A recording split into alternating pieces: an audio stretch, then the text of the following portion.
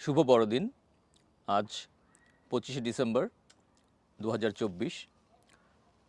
আমরা গত নভেম্বর মাসের 23 তারিখে এসেছিলাম শালনা অর্চার্ডে মইদুল হাসানের সাক্ষাৎকার গ্রহণের জন্য।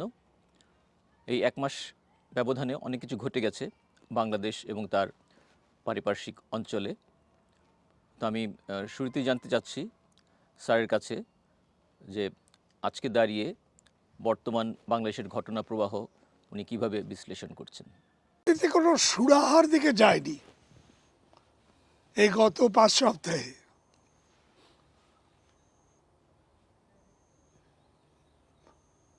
একটা প্রোপাগান্ডা ক্যাম্পেইনের মাধ্যমে বাংলাদেশ সরকারকে, পার্টিকুলারলি জনমতকে একটু বিভ্রান্ত করার একটা চেষ্টা ভারতের পক্ষ থেকে নেওয়া হয়েছিল, কিন্তু সেটা একটু অদ্ভুত পথে চলে গেল যখন ত্রিপুরাতে তারা বাংলাদেশের যে দূতাবাস জাতীয় যে অফিসটি আছে সেটা তারা আক্রমণ করে বসলো, এবং যেটা ছিল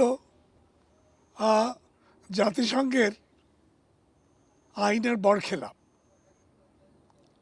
খুব নিদারুণ বরখেলাপ। ভিয়েনা কনভেনশন অনুযায়ী ওই দূত অবদ্ধ, সেরকমভাবে দূতাবাস আক্রমণ করা যাবে না কোনো অবস্থাতেই। সেটা ভারতে ইসকন গ্রুপকে দিয়ে সেটা করার পর ভারত যখন বলল যে এটা খুব বড় একটা অন্যায় কাজ হয়ে গেছে, যেটা ইন্টারন্যাশনাল কমিউনিটি গ্রহণ করবে না, তখন তারা তাড়াতাড়ি তাদের ফরেন সেক্রেটারিকে পাঠিয়ে দিল, যেন অ্যাজ ইফ একটা আলাপ আলোচনার মধ্যে দিয়ে এটা নিষ্পত্তির দিকে যাচ্ছে। আসলে ওটাকে ভারতের যে একটা মন পরিবর্তনের ব্যাপার, ওটা আমি মনে করিনি। একটা স্পেকুলেশন খুব রেলেভেন্ট, সেটা হচ্ছে যে যেটা আগেও একবার আমি বলেছি, যে একটা কি পয়েন্ট যেটা আছে সেটা ওই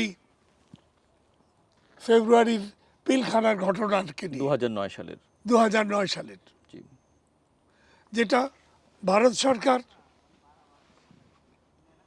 যার সঙ্গে জড়িত বলে বিভিন্ন সূত্রে সেই আমলে প্রকাশ পেয়েছিল, এবং এইটাকেই ধামাচাপা দেওয়ার জন্য এবং তার আবরণে আর্মিকে মাজল করার একটা ব্যবস্থায় এই আর্মি ওই পিলখানার ঘটনার আগের আর্মির মতন নয়, বহু পার্জ হয়েছে, কয়েকশো অফিসারকে পার্জ করা হয়েছে। শুধু বসংবদ কিছু লোককে দিয়েই আর্মি লিডারশিপটাকে ভরে রাখা হয়েছিল, যার ফলাফল আমরা দেখেছি পরবর্তী 10 বছর 12 বছর যাবৎ সেটা ধারাই চলছে। এবং আমি এটা আগে বলেছি, এইটা যদি আবার যে দাবি উঠেছে মুভমেন্টের ভেতর থেকে, যে ওই কি ঘটেছিল সেটা একটু আমরা জানতে চাই, এবার আর একটা তদন্ত হোক। এবং আমি বলেছিলাম যে এটা যদি তদন্তটা ওপেন হয়, তাহলে কিন্তু প্রকাশ্যে এদেশের মানুষের কাছে প্রমাণ হবে কি পরিমাণ, কত গভীর, কত নিম্ন স্তরের একটা চক্রান্ত এদেশের আর্মিকে তাদের বশংবদ করার একটা চেষ্টা সেই সময় হয়েছিল, যেটা হলে পারে এই দেশের মানুষের জনমতটা আরও ভারতের বিপক্ষে চলে যাবে। তো সেটা ভারত তার সূত্র দিয়ে এগুলো হয়তো যথেষ্ট বাধা দেওয়ার চেষ্টা করেছে। এখানেও অনেকে, ক্ষমতার মধ্যের অনেকে হয়তো চেষ্টা করেছেন যে সেই পিলখানার ব্যাপারটা নতুন করে, এবারের ঘটনা সেটা হয়েছে অলরেডি, এবং শুধু হয়েছে না, এখানকার প্রেশারের ফলে এমন একটি মানুষকে এই তদন্ত কমিটির প্রধান করা হয়েছে, যিনি বিডিআরের একজন প্রধান হিসেবে এই ঘটনার সঙ্গে প্রত্যক্ষভাবে জড়িত ছিলেন, এবং পরে এই বিডিআরকে এবং আর্মিকে যেভাবে পার্জ করা হয় সেগুলো তিনি দেখেছেন। এই মেজর জেনারেল ফজলুর রহমান, ইনি একজন অকুতোভয় মানুষ, কিন্তু একে অনুসন্ধানের দায়িত্ব দেওয়া হলেও এর হাতে এর যে বিচারিক দণ্ড দেওয়ার যে সুপারিশ, সেটা করার যে ক্ষমতা, সেটা এখনও দেওয়া হয়নি। কিন্তু আমার মনে হয় কালক্রমে এটা তাকে দিতে হবে জনমতের চাপে। কিন্তু সবচেয়ে বড় ঘটনা হলো এরপরে যে জিনিসগুলো উদ্ঘাটন হবে সেটা দেখা যাবে যে ওই যে বিশাল হত্যাকাণ্ড, এই যে 57 জন আর্মি অফিসার, চৌকস বাছাই করা আর্মি অফিসারকে হত্যা করা, এবং তারপরে আরও 700-র মতো আর্মির অফিসারদেরকে পার্জ করা আর্মি থেকে, এই বিষয়টাকে আবার পুনরায় সামনে তুলে আসবে। এবং ভারতের বিরুদ্ধে তাদের চক্রান্তটা এদেশের আর্মির বিরুদ্ধে কতদিন ভাবে চলেছে এবং কতদূর তারা সফল হয়েছে, এই সমস্ত জিনিসটা আবার সামনের সপ্তাহগুলোতে স্পষ্ট হবে। এখান থেকে শুধুমাত্র হাসিনাকে এনে একটা কাঠগড়ায় দাঁড়িয়ে তাদেরকে সাজা দিলেই যে সমস্যার সমাধান হয়ে যাবে এটা নয়। এখন সমস্যাটা ভারত বাংলাদেশের যে ভারত বাংলাদেশের গোটা বিষয়টাকে আবার অনেক ইনডেপথ অনুসন্ধান করে প্রকাশ করার একটা আয়োজন হয়েছে।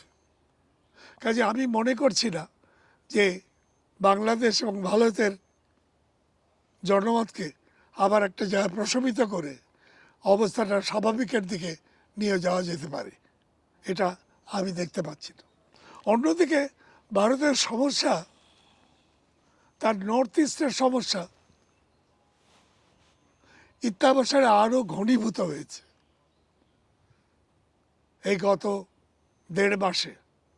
প্রথমে আমি বলেছিলাম এদের একটা বড় ব্যাঘাত ঘটেছিল, যে যেভাবে মোবিলাইজ করার চেষ্টা প্রয়োজন ব্যবস্থা করেছিল, সম্ভবত পদ্মা ব্রিজকে ব্যবহার করে রেলকে সেটা হয়নি বলে তাদের যে অসুবিধার মধ্যে পড়েছিল, সেই জায়গাটার উপরে সেটা হয়তো তারা মোবিলাইজেশনটা অন্যভাবে সামলে উঠেছে। কিন্তু ইত্যাবসারে মণিপুর, সেখানে সমস্যা আরও অনেক বেশি ঘনীভূত হয়েছে। কারণ এখন প্রকাশ্যেই বোঝা যাচ্ছে মায়ানমার থেকে এখানকার বুদ্ধিস্টদের জন্য, মণিপুরের বুদ্ধিস্টদের জন্য অস্ত্র এবং সামরিক সরঞ্জাম আসছে, যেটা ভারতের পক্ষে কোপ করাটা একটু ডিফিকাল্ট ব্যাপার। এবং আরও ইন্ট্রিগিং খবর হলো যে এই যে মণিপুরের কুকিদের জন্য যে সমস্ত অস্ত্র সম্ভার যেগুলো মায়ানমার থেকে এসছে, যেটাকে প্রতিরোধ করার ব্যাপারটা আরও অনেক বেশি জটিল হয়েছে। সেটা আরও জটিলতর হয়েছে ইত্যাবসারে মিজোরামও, তাদের নেতাও, ইলেকটেড নেতাও, সে আমেরিকা ঘুরে এসছে। তাদের যে দাবি রয়েছে স্বায়ত্তশাসনের, এবং সেই জন্য তারা কীভাবে লড়াই করবে সেটা সম্পর্কে মত বিনিময়ের জন্য এইটা আলোচিত হচ্ছে। অর্থাৎ এখন শুধু মণিপুর না, মণিপুরের সঙ্গে মিজোরাম আবার হয়তো একই পথে যাচ্ছে। আর ওদিকে অরুণাচলে যে সমস্যাটা ছিল, যেখানে চীনা সৈন্যরা অনেক দিন প্রায় 60 কিলোমিটার ভিতরে ঢুকে যাওয়ার যে ব্যাপারটা ছিল, সেটার অপরিবর্তিত আছে অ্যাটলিস্ট। সো কাজেই নর্থ ইস্টের সমস্যা ভারতের জন্য ইত্যাবসারে একটু বেড়েছে আগের চাইতে। তাহলে কেন্দ্রীয় ভারত সরকার সে যখন তাকায়, সে দেখে নর্থ ইস্টের সমস্যা আগের চেয়ে বেড়েছে, এবং বাংলাদেশের সঙ্গে সমস্যাটা আগের তুলনায় মিটমাট হয়নি নয়। এরপরে যখন পিলখানার হত্যাকাণ্ডের তদন্ত কাজ কমিশন যখন আলাপ আলোচনা যখন শুরু হবে, তখন এখানকার জনমত আরও বেশি উদ্দীপ্ত হবে।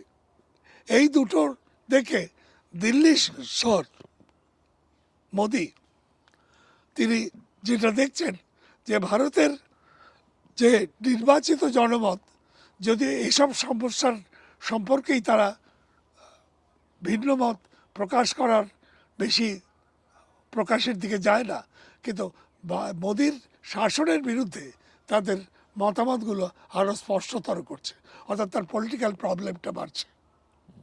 তো এরকম অবস্থায় কি করতে পারত সে? নর্মাল অবস্থায় হয়তো ভাবা যেত যে একমাত্র যুদ্ধই হয়তো নর্থ ইস্ট এবং বাংলাদেশের যে যুদ্ধদেহী মনোভাব জন্মায় এটাকে ঠেকাবার উপায়, এটা সম্ভব না। বিকজ এর বাইরে চিরাজের যে একটা আগ্রহ রয়েছে ওই সংশ্লিষ্ট এলাকা নিয়ে, এরা কি করবে এটা একমাত্র ইন্ডিয়ায় স্পেকুলেট করতে পারে। ইন আদার ওয়ার্ডস, আমি মনে করি যুদ্ধের মাধ্যমে এর একটা সমাধান যে ভারতের পক্ষে খুঁজে পাওয়া, এটা উত্তরোত্তর কঠিন হয়ে পড়ছে। তাহলে কি তারা আলাপ আলোচনার পথে তারা এগোতে পারবেন? সেটা তো আমি কোনো লক্ষণ দেখছি না। কেন তারা ভারতের শাসকদের একটা অংশ, যারা হাসিনাকে এরকমভাবে সেখানে রাখার পক্ষপাতী ছিলেন, এরা একটা বড় বিপদে পড়েছেন। এরা কি করবেন এরা জানেন না। হাসিনা একটা কার কাছে এটা, কার পাতে এটা তুলে দেওয়া যাবে, এটা তারা নিজেরাই খুব বিভ্রান্ত হয়ে আছে। এই আমি ওখানকার অবস্থাটা দেখি। সেক্ষেত্রে স্যার এই মানে একটা কোন দিকে যাবে, এটা তো একটা জটিল পরিস্থিতি। ভারত তো এটা নিয়ে বসেও থাকতে পারবে না। আই উইশ আই নিউ যে এটা কোন দিকে যাবে, সেটা যদি এখনই বলে দেওয়া যেত। এটা একটা চলমান সমস্যা। এটার কোন দিকে যাবে এটা আমার মনে হয় যে মোদি যদি আরেকটু বিপন্ন হয় পলিটিক্যালি, কারণ আমরা যখন মোদির বিরুদ্ধে যুদ্ধ ঘোষণা করতে যাচ্ছি না, বা চীন তার বিরুদ্ধে যুদ্ধ করতে যাবে এরকম নেই। এবং যদিও মোদি জানে যে ইত্যাবসরে গত 1 মাস 2 মাসে বাংলাদেশের শাসকদের সঙ্গে একটা বোঝাপড়া খানিকটা হয়েছে পাকিস্তানের শাসকদের এবং চীনের শাসকদের, এবং যে কারণে হয়তো অনেক বড় আকারে একটা মিলিটারি রিফার্বিশমেন্টের চেষ্টা হচ্ছে। কিছু আর্টিলারিজ অলরেডি মোবিলাইজ হচ্ছে, শেলস এটা বোঝা যায়। ড্রোনস সেটা বাইরে থেকে আউটসোর্স টার্কি থেকেও জোগাড় করে আনা হচ্ছে, এবং আর কিছু কিছু জিনিস চীন এবং পাকিস্তান থেকে সংগৃহীত হবে। সো কাজেই মিলিটারিলি তার যেদিকে যাচ্ছে, অদূর ভবিষ্যতে তারা যে একটা যুদ্ধের পথে যেতে পারবে এটাই ব্যাপার নয়। আর সর্বোপরি বাংলাদেশ আর্মি এই 3 মাস আগে যে অবস্থায় ছিল সেই তুলনায় বাংলাদেশ আর্মি আগের চেয়ে অনেক সংহত মানে ওদের মধ্যে ভারতের সেনাবাহিনীর, ভারতের সরকারের, ভারতের রয়ের যত বেশি প্রভাব ছিল সেই প্রভাবটা ক্রমান্বয়ে সেটা খর্বিত হয়ে যাচ্ছে, এটা খুব স্পষ্ট। কাজেই তারা বাংলাদেশে যে কোনো একটা বড় অন্তর্ঘাত চালাতে পারবে বাংলাদেশ আর্মির অঙ্কাংশ নিয়ে, সেটাও তার কাছে স্পষ্ট নয়। ইন আদার ওয়ার্ডস, মোদি ক্রমশ একটা তার পলিসিস কী হবে এটা সে নিজে পরিষ্কার নয়। এই অবস্থায় চলতে থাকবে। সেক্ষেত্রে কোন কোন ঘটনাগুলো বাংলাদেশ, ভারত বা ইনক্লুডিং মায়ানমারেও কোন কোন ঘটনাগুলোর আমরা স্পেকুলেট করছি যে কিছু ডেভেলপমেন্টের কারণে মানে একটা স্পষ্টতার দিকে যাওয়ার সম্ভাবনা আছে, লাইক আপনার আরাকান অলমোস্ট স্বাধীনতার দিকে, তখন তো ওই আরাকান অংশটা যেটা হয়েছে এরও দুটো দিক আছে। জি এই যে বর্ডারটা ছিল, এই বর্ডারটা এখন আরাকান আর্মি এটা নিয়ন্ত্রণ করছেন। আরাকান আর্মির মধ্যে চীনা সামরিক বাহিনীর প্রভাব খুব বেশি। জি সো কাজেই তারা কি পরিমাণে বাংলাদেশের বিপক্ষে যাবে কি যাবে না আদৌ, এটা এখনো স্পষ্ট নয়। আপাতত হচ্ছে আমাদের সঙ্গে আপাতত কোনো বিরোধ নেই, except that the ownership of that place has been changed. জি ওটাও একটু পরিষ্কার হতে একটু টাইম লাগবে, যে এই আরাকান আর্মি অ্যাকচুয়ালি কোন পক্ষে, যেটা বলা হয় এটা চীনাদের পক্ষেরই লোক। এই আরাকান আর্মি কী ভূমিকায় দাঁড়ায় সেটা পরিষ্কার হতে টাইম লাগবে। সো কাজী এখনই কোনো পরিস্থিতির পূর্ণ ব্যাখ্যা উপস্থিত করা সম্ভব নয়। এগুলো সমস্ত কারেন্ট ভোলাটাইলিটির মধ্যেই এটাও একটা রয়েছে। সেক্ষেত্রে স্যার যেমন আমরা মূলধারা ৭১ পড়লে যেটা দেখি যে বাংলাদেশ, ভারত, পাকিস্তান বা এই অঞ্চল সাথে আপনার পশ্চিমা যে শক্তিগুলো সব কিছু মিলিয়ে কিন্তু একদিকে যাচ্ছিল। এখানে যেমন ট্রাম্পের এখন কিছুদিন পরে সে ক্ষমতা দখল করবে বা আমেরিকান নির্বাচন, এগুলো কি আপনি মনে করেন না যে কোনো কোনো না কোনো ইস্যু এই জায়গায় প্রভাব বিস্তার করবে, করতে অনেকভাবে পারে? এটা করছে, যেটা এই আলোচনাকে এর মধ্যে আনার আমি কোনো প্রয়োজন বোধ করিনি। যেমন একটা খবর দেখছি যে অলরেডি এই মেইতিকে, জি মেইতিদের যুদ্ধ তারা যে লড়াই করছে, জি ওই মায়ানমার থেকে আসা নতুন যেসব সমরাস্ত্র সেগুলো নিয়ে যে লড়াই করছে বিভিন্নভাবে বিচ্ছিন্নভাবে ভারতের সেন্ট্রাল আর্ম ফোর্সেস এবং পুলিশ ফোর্সেসের বিরুদ্ধে, সেটা তারা কুকিরা যেটা করছে। যেটা কুকিরা করছে সেটা করছে, এটা কোঅর্ডিনেট করছে তারা। সেখানে তো স্যাটেলাইট ইয়ে অফ করে দিয়েছে, কমিউনিকেশন তারা অফ করে দিয়েছে। তারা ইলন মাস্কের স্টার লিঙ্ক বলে জি একটা প্রাইভেট সেক্টরে একটা ইয়ে রয়েছে,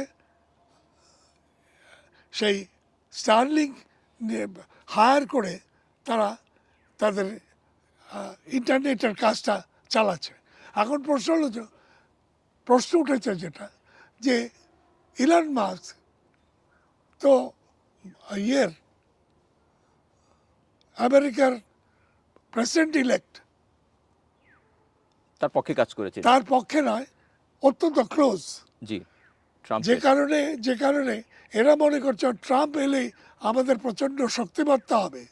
সেই ট্রাম্পের সবচেয়ে বড় শক্তিধর মানুষ জি ইলন মাস্ক, সে তার প্রাইভেট ব্যবসার জন্য সে অলরেডি কারো কোনো ভ্রুক্ষেপ না করে সে কিন্তু ব্যবসা করছে তাদের কি। So it is as I said, অনেকভাবে এর ভলাটাইলিটি বেড়েছে। জি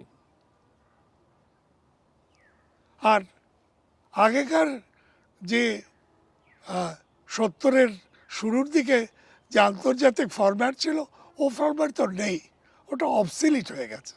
জি এখন এর মধ্যে একটা পিরিয়ড গেছে যখন চীন এবং আমেরিকা অত্যন্ত ক্লোজ হয়েছে, আবার তার থেকে আবার তারা একটু ডিস্ট্যান্সিং শুরু হয়েছে, আবার সেটা এখন অবস্থাটা খুব ডায়ালেকটিক্যাল।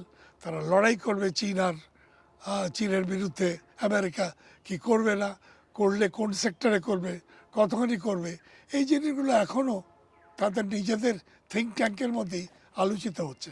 এগুলো তো সহজ উত্তর সম্ভব নয়। এই এক্সটার্নাল যে অবস্থাটা, জি জি আমি বুঝতে পেরেছি। না ঠিক আছে স্যার, ভোলাটিলিটি আছে ন্যাশনাল, রিজিওনাল বা ইন্টারন্যাশনাল মানে আন্তর্জাতিক লেভেলে, কিন্তু আমরা তো আর বসে থাকতে পারি না। আমাদের কি প্রিকশনারি বা প্রস্তুতিমূলক কিছু আমরা স্টেপ নিতে পারি যেটা হয়তো আমাদেরকে বেশি সুরক্ষিত করার দিকে নিয়ে যাবে, সেটা না আপনি বলুন। আমরা বেশি সুরক্ষিত করার চেষ্টা তো দৃশ্যমান। জি এখনকার যে আজকের যে আর্মি, জি এই ক্ষমতা গ্রহণের পরে আমাদের অন্তর্বর্তীকালীন সরকার, এর যে একটা অনেক পরিবর্তন আসছে, শুরু হয়েছে, তাদেরকে নতুনভাবে আর্ম করার চেষ্টা হচ্ছে। এটা ছিটেফাটা খবর আমরা যা পাচ্ছি তাতে আমরা দেখছি এখানে বসে নেই এখানকার আর্ম ফোর্সেস। কিন্তু আমাদের এটা এই নয়, আমাদের এই সক্ষমতা আছে বা হতে পারে যে আমরাই কার বিরুদ্ধে লড়াই করতে যাব। আমার কার বিরুদ্ধে লড়াই করার আছে? আমার তো ভারতের বিরুদ্ধে লড়াই করার কিছু নেই। আমি আক্রান্ত হলে আমি আক্রমণ করতে পারি, উত্তর দিতে পারি, কিন্তু এ তো নেই। সো কাজী আমার এই সরকার সেই প্রিপারেশন ছাড়াও, যে আমার যাতে আঘাত এলে আমি সেটা যাতে সামলাতে পারি, সেই প্রস্তুতি ছাড়া যেটা এই সরকার করছেন, ইউনূসের অন্তর্বর্তীকালীন সরকার যেটা করছে, তার যে এজেন্ডা রয়েছে, বিভিন্ন কমিটি করা হয়েছে, কমিশন করা হয়েছে, দায়িত্ব দেওয়া হয়েছে, তাদের রিপোর্টগুলো আসতে শুরু হয়েছে। এটা এই এই মাসের জানুয়ারির 10 তারিখের মধ্যে সব কটা কমিটির রিপোর্ট হতে আসবে। সেগুলো মিলিয়ে তারপর ক্রমশ ডেডলাইনটা একটা ঠিক হয়েছে ইলেকশনের দিকে যাওয়ার মতো করে। এগুলো দিকে আমার মনে হয় যে এই এই এই এই জিনিসগুলো এর মতো করে এগোতে থাকবে। আমাদের যুদ্ধের শুরু করা আগ বাড়িয়ে এটা আমাদের এজেন্ডাও না, আমি যা বুঝি, আর এটা আমাদের সেই সক্ষমতাও নেই। এটা কিন্তু বাইরের যে অবস্থা সেটা মিলে আমাদের একটা যে অবস্থাটা দাঁড়িয়েছে, এখানকার সরকার তার এজেন্ডা অনুযায়ী কাজ চালিয়ে যেতে পারেন, but they will have to remain alert and active এই সরকারকে, ইউনূস সরকারকে, যে এই ক্ষমতা হস্তান্তরের যে কাজ যাতে 1 বছরের মধ্যে একটা ইলেকশন দিয়ে করা যায়, সেই প্রস্তুতি যেন এটা অব্যাহত থাকে। এটা যদি ব্যাহত হয় কোনোভাবে, বা কোনোভাবে যদি অন্য কারো কোনো দুর্বুদ্ধি গজায়, তাহলে কিন্তু একটা খুব বিরাট সংকটের মধ্যে আমরা পড়ব। আমাদের এই সংহতিটা বজায় রাখার চেষ্টা করে যেতে হবে। সেটা তো গেল একটা যুদ্ধ প্রস্তুতি, কিন্তু ধরেন জনমত বা জনগণ কনসিয়াস যে আমাদের একটা জনগণ আছে, সেটা আমরা এই আন্দোলনের সময় দেখলাম, তাদের দিক থেকেও তো একটা যে একটা ন্যাশনাল ইন্টিগ্রেশন বা অনেক কিছু, সেদিক থেকে আপনি কিছু বলবেন যে না, আমাদের সেদিক থেকে বলা হচ্ছে যে এজেন্ডাগুলো দৃশ্যমান জি কেয়ারটেকার গভর্নমেন্টের, অন্তর্বর্তীকালীন সরকারের, যেটা ইলেকশন মোডের দিকে যাচ্ছেন এবং কতগুলো সংস্কার কর্মসূচি তারা পাশাপাশি ক্যারি করছেন, যেগুলো ক্যারি করা সম্ভব হলো, করা হবে। তো এইটা সঙ্গে ইন্টেলিজেন্টলি ইন্টারাক্ট করা, এটা জনগণ তো আর পারবে না। এর কতগুলো পলিটিক্যাল পার্টিস রয়েছে যারা বলতে পারে, আর যারা কিছু লেখক আছেন যারা জনমত গঠন করেন, তারা প্রকাশ করতে পারেন। সো তারা যদি পজিটিভলি প্রত্যেকেই যদি এটা দেখেন, যাতে একটা আমরা ইলেকটেড গভর্নমেন্টের দিকে আমরা যেতে পারি আগামী 1 বছর, 1 বছরের মধ্যে, আর মনে হয় that is the role we can play. এর সবাইকে সেটা করতে হবে। কেউ যদি একটা আলাদা এজেন্ডা নিয়ে ভাবে যে আমরা একটু আলাদাভাবে জি ক্ষমতা আমাদের, সেটা বোধহয় ঠিক হবে না।